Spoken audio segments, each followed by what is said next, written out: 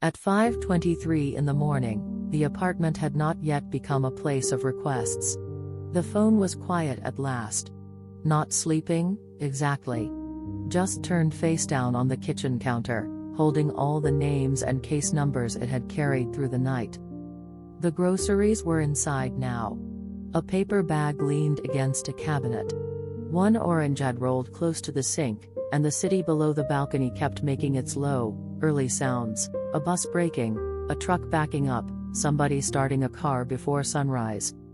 You stood near the counter in the soft rectangle of light, still wearing the day that should have ended hours ago. There was a clean towel within reach. Nothing special about it. Folded once, then again. Plain cotton, dry under your hand, the kind of object that asks for nothing and still seems to help.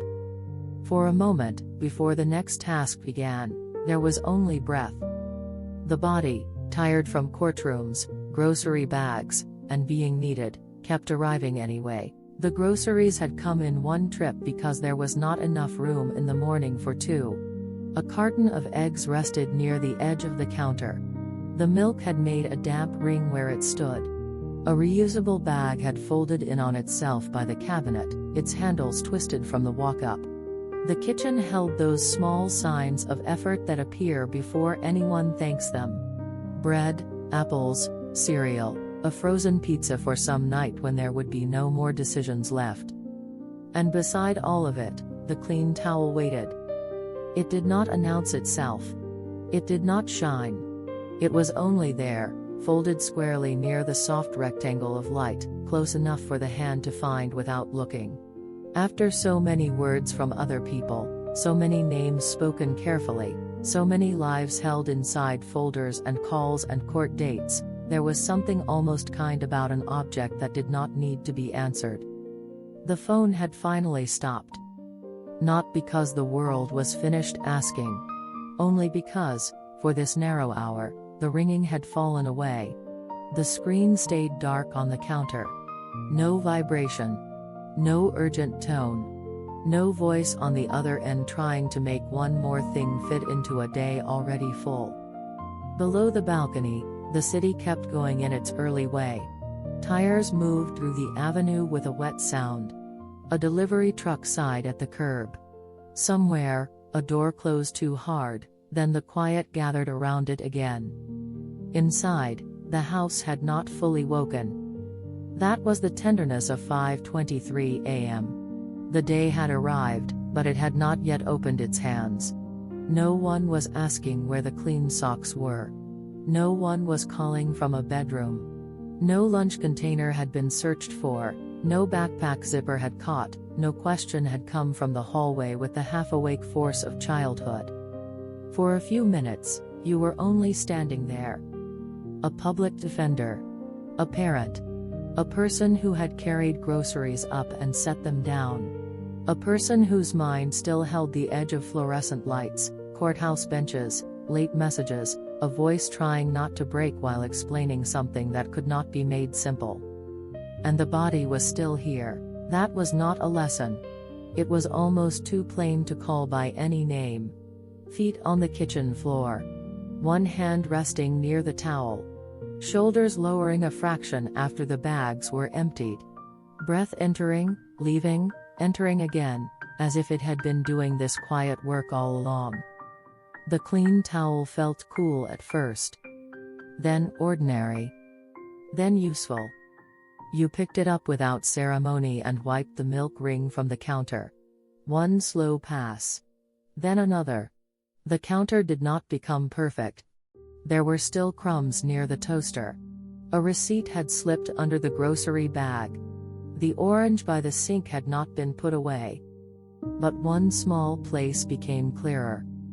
Sometimes that is all the morning offers before it begins again. Not rest, exactly.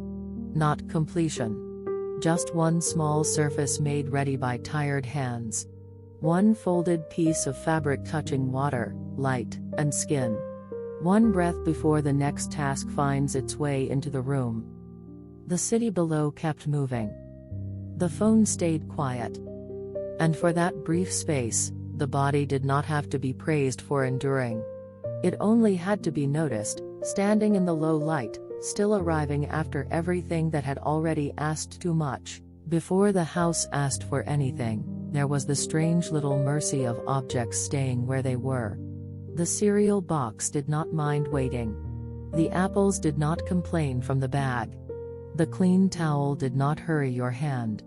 It lay across the counter after the small wipe, a little darker where it had touched the spill, still folded in places, still holding the shape someone had given it earlier. Maybe you had folded it yourself yesterday. Maybe it had come from a basket you meant to finish after dinner, before the phone rang again, before another message came in, before groceries had to be bought, before one more responsibility stepped into the room as if there were still room left. There is a way the day can remain unfinished even after it ends. It stays in the shoulders. It stays behind the eyes. It follows a person through the automatic doors of the grocery store, past the rows of canned soup and bright cereal boxes, past the cashier saying "have a good one" in a voice that is kind but tired too. It rides home in the back seat with the milk and bread. It waits while the bags are lifted. It comes upstairs with you. Then it stands in the kitchen. At 5:23, the light was not fully morning yet. It was more like a pale square laid gently across the counter, touching the towel, the orange, the corner of a grocery receipt. The rest of the room still belonged partly to night. Cabinets held their shadows. The floor was cool. The balcony glass kept the city at a slight distance, though not all the way out. You could hear it below. A bus sighing open at the stop. A siren far off, not close enough to stir panic, only close enough to remind the body that the world was already moving. The soft grind of tires at an intersection. Someone's footsteps on pavement. The city waking in pieces, one machine, one door, one breath of exhaust at a time. Inside, the towel stayed in your hand. It was such a small thing to hold. No file. No bag. No phone. No child. No argument for a judge. No frightened explanation from someone who needed help and had already been failed in 3 different ways before they reached your name. Just cotton. Just the quiet drag of fabric over the counter. Your hand moved slowly, not because there was time, exactly, but because there was nothing in that movement that had to be defended. You wiped near the sink. You straightened the towel with your thumb. You looked at the small cleared place as if it had appeared on its own. The house breathed around you. Not awake. Not asleep. Somewhere in between. A parent learns that in-between place by living inside it for years. The space before a child calls out. The minute before the coffee maker finishes. The pause between setting groceries down and remembering what has to be packed, signed, washed, found, answered, paid, or explained. It is not empty space. It is held space. The folded towel knew nothing about that. It did not know the names in your head, or the courtroom clocks, or how many times you had said, "I understand," while knowing that understanding was not enough to change what someone was facing. It did not know how a parent can come home carrying the lives of strangers and still need to remember which snack goes in which lunch.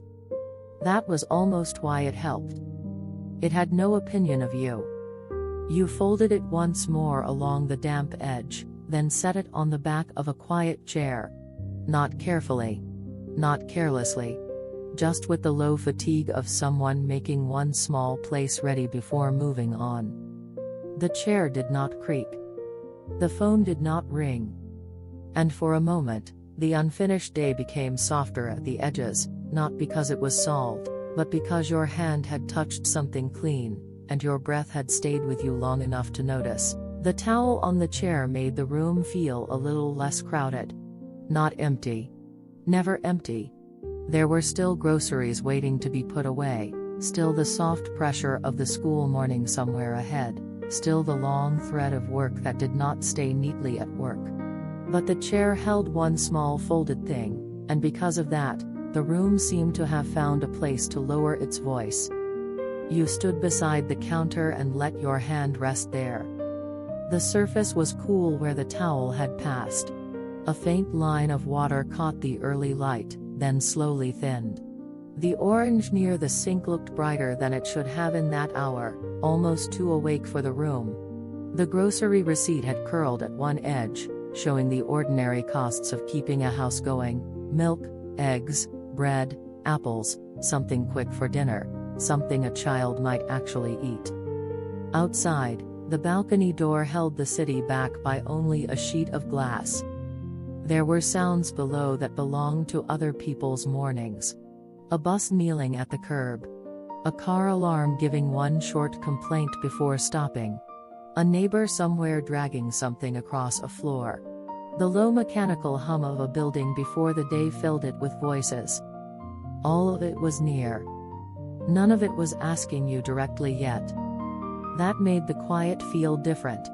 It was not peaceful in any polished way. It was not a clean break from the world. It was more like standing in a narrow space between calls, between roles, between one kind of need and another. A public defender learns the shape of need by hearing it at all hours. Need in a voicemail. Need in a hallway outside a courtroom. Need in a family member's voice asking what happens next. Need in the pause after someone says they did not know where else to go. It can gather in the body without making any visible mark. It can follow a person into the grocery store, into the elevator, into the kitchen, into the early light.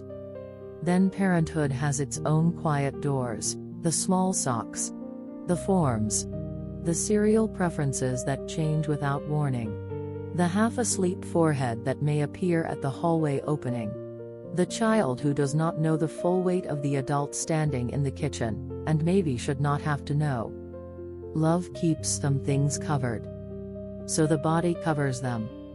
It carries the tiredness without making a speech. It lifts the bags. It remembers the milk. It finds the key. It answers one more question gently enough. It stands at the counter at 5:23 a.m. and does not collapse into all that it has held. That was where the gratitude came, if it came at all. Not as a bright feeling. Not as a sentence.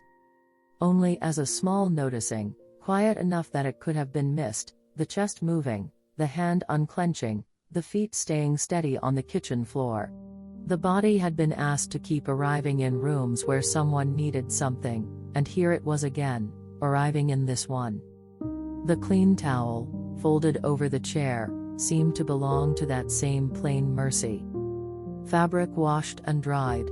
A hand reaching. A damp place made less damp. Nothing grand enough to remember later, maybe. Nothing anyone would point to and say, this is where the day softened. But the room knew. The counter knew in its cool, cleared place. The chair knew in its quiet holding. And you knew, somewhere under the fatigue, that before the next task came forward, there had been this, a body breathing, a towel set down, a small rectangle of light resting on the kitchen like it had nowhere else it needed to be. After the towel was placed on the chair, your hands had nowhere certain to go. For a few seconds, they simply hung at your sides. Then one hand found the edge of the counter again, the way a tired person touches something solid without thinking about it. The counter did not comfort you. It did not know how. It only stayed there. That was enough. The room had begun to show its small shapes more clearly. The cabinet handle catching a thin line of morning. The grocery bag softened open at the top. The orange near the sink, still not put away. The phone face down, quiet in a way that felt almost delicate, as if any movement might wake it back into need. You did not pick it up. Not yet. There are mornings when silence feels earned only by accident. It arrives because a battery is low, because a child has not woken, because the next message has not found you yet. It is not arranged. It is not protected. It is just there, resting for a few minutes on the counter with everything else. The balcony waited beyond the glass. Maybe the air outside was cooler than the kitchen. Maybe it still held the night in the railing, in the metal chair, in the faint smell of concrete before the sun warmed it. The city sounds rose from below without needing to become part of the room. Engines. Brakes. A voice on the sidewalk. The soft clatter of someone's morning starting somewhere else. You stepped closer to the balcony door but did not open it all the way. Just enough. A narrow seam of air entered the kitchen. It touched your face first, then your wrist, then the damp place on the counter where the towel had passed. The room shifted a little. Not much. A small allowance of outside air moving through a life that had been closed around too many responsibilities. The clean towel stayed on the chair behind you. Its presence was quiet, but not gone. It had become part of the room now, like the grocery bags and the light and the slow breath you kept finding again. A folded piece of fabric, waiting without urgency. Something used, then set down. Something allowed to rest before being needed again. That felt familiar. The body knows that pattern. It is used, and then it waits. It carries the bags, stands in court, drives home, lifts a sleeping child's shoe from the hallway, remembers the milk, opens the door, answers softly, keeps going. Then, somewhere between one task and another, it stands still for a moment and tries to recognize itself. Not as a machine. Not as a role. As a body. The wrist with the faint mark from the grocery bag handle. The lower back making itself known. The eyes adjusting to early light. The mouth dry from too little water and too many necessary words. The breath coming in shallow at first, then a little deeper when nothing interrupts it. You leaned near the open seam of the balcony door. Below, the city was beginning without you. For once, that was a relief. Other people were driving, walking, opening shops, carrying coffee, turning keys, searching for badges, checking phones. The world did not stop. It rarely does. But in that small kitchen, with one clean towel folded on a chair and the phone still dark, you did not have to meet all of it at once. You only had to stand there. The next task would come. The groceries would need the refrigerator. The child would wake. The phone would light up. The day would find its way back into your hands. But not in that breath. In that breath, the body was still arriving. And somewhere, very quietly, that was enough to notice, the kitchen did not become still all at once. It softened in small, uneven ways. The refrigerator clicked on, then settled into its low hum. The paper grocery bag made a faint sound as it leaned farther against the cabinet. Somewhere deeper in the apartment, a pipe answered the morning with a quiet knock. These were not interruptions. They were only signs that the house was beginning to remember itself. You turned back from the balcony door. The air that had entered stayed lightly on your skin. A little coolness at the wrist. A small change around the face. The kind of change that would be easy to miss if the phone were already in your hand, if a child had already called out, if the next task had already taken your name. But the phone was still dark. The towel was still on the chair. And the groceries waited with a patience no person could be expected to have. You opened the refrigerator and made room for the milk. There was a container of leftovers near the front, a jar pushed too far back, a small box from some other day when dinner had been solved by whatever could be brought home quickly. You shifted things gently, not trying to organize the whole refrigerator, only making one space wide enough for what needed to fit. That was the scale of the morning. Not everything. One space. The carton slid in. The eggs followed. The apples could wait. The bread could wait. The receipt on the counter could wait too, curling in the soft light as if it had no interest in being understood. Your hand moved more slowly now. Not rested, exactly, but less braced. The body had begun to believe, for a moment, that nothing would jump out from the quiet and demand an answer. It is a strange thing, to live inside a body that is always preparing. Preparing for court. Preparing for a call. Preparing for a child's question. Preparing for bad news, late news, forgotten news, the thing that was supposed to be handled yesterday. Preparing to be calm when someone else cannot be. Preparing to sound steady even when the heart has not caught up. After a while, preparation can feel like the room you live in. Even at home. Even beside groceries. Even before sunrise.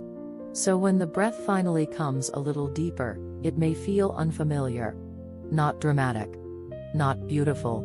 Just a small loosening, almost hidden under the ordinary act of closing the refrigerator door. The light on the counter had shifted by then. Only slightly. The rectangle had widened at one edge, touching the place where the towel had been before you set it on the chair. The counter still held evidence of life unfinished, the orange, the receipt, the reusable bag, a crumb near the toaster, the phone with its quiet face turned down. Nothing had been transformed. Still, the room felt less harsh. You looked at the towel on the chair again. It had no special shape now.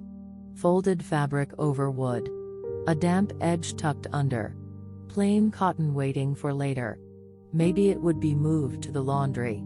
Maybe it would be used once more. Maybe someone would ask where it came from, and no one would remember this brief hour when it had been the object closest to mercy. That was all right. Not every kind thing needs a witness. Some care disappears into the surface it touches. A towel dries a counter and becomes ordinary again. A parent brings in groceries before the house wakes. A tired public defender stands in early light and lets the city go on without stepping toward it yet. The body keeps arriving. It does this without speech. Without asking to be called brave. Without needing the morning to become gentle first.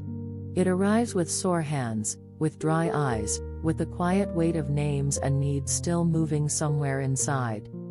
And for one more breath before the next task, there was room to be thankful for that. Not loudly. Only enough to let the hand rest open on the refrigerator door before letting go. By the time the milk and eggs were put away, the kitchen had entered a quieter part of itself. Not finished. Not clean in the way a person sometimes wishes a room could be clean.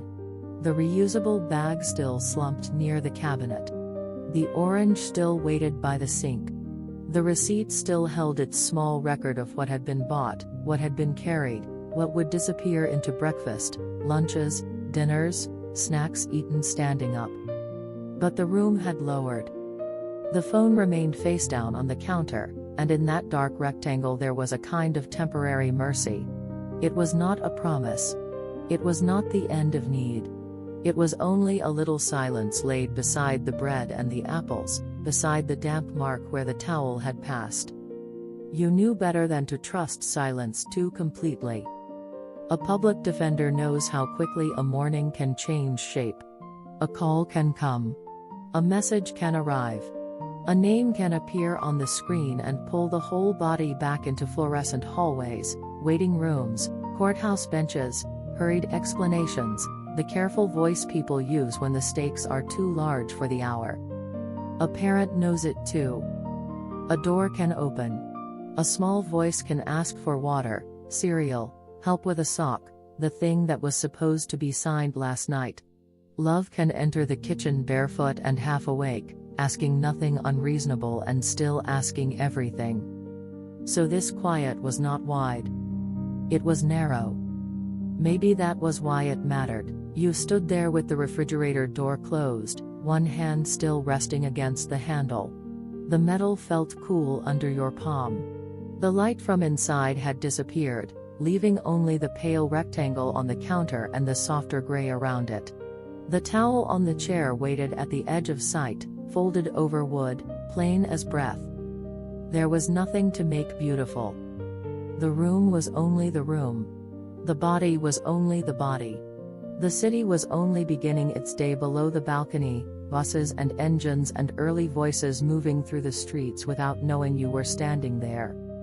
Still, something in you had stopped leaning forward. Not fully. Not forever. Just enough. The shoulders lowered. The jaw loosened. The hand came away from the refrigerator and stayed open at your side. For a few seconds, no one needed that hand. It did not have to carry a bag, press a button, open a file, smooth a child's hair, reach for the phone, or make the morning easier for anyone. It could just be a hand. That was small. It was also not small. The clean towel had done its ordinary work and been set on the quiet chair. The groceries had found their first places. The phone had held its silence a little longer. And the body, after the long night and the early errand and the weight that did not show on the outside, was still here. Breathing before the next task began. There was no need to name it more than that. Outside, the city sounds rose and thinned. A horn tapped once at the intersection. A truck door shut. Somewhere below, someone laughed briefly, then the sound moved on. The balcony glass caught a faint reflection of the kitchen, counter, chair, towel, a person standing in the first dull light of morning. An unfinished day had followed you home. But it had softened here. Not because it ended. Because, for one small breath, it was allowed to rest against something clean. Later, when the house finally began to ask for things, the towel would not seem important. It would be only a towel on a chair. Someone might move it without thinking. The orange would be put away or eaten standing near the sink. The receipt would be folded, thrown out, or left under a magnet for a while. The phone would light again. The morning would gather its shoes, its questions, its hurry. And you would answer as much as you could. Not perfectly. Not endlessly. Only as a person answers, one small thing at a time. But before that, there had been this quiet place at 5:23 a.m. The balcony holding the city sounds below. The kitchen counter touched by early light. The groceries half unpacked. The phone finally still. A clean towel folded, used, and set down on a chair as if even useful things were allowed to rest. There had been a breath before the next task began. There had been a hand opening. There had been the body, tired and ordinary, still finding its way into the room. Maybe gratitude did not need to rise any higher than that. Maybe it could stay close to the counter, close to the cool refrigerator handle, close to the damp edge of cotton and the low sound of buses beginning their routes. The day was unfinished. Most days are.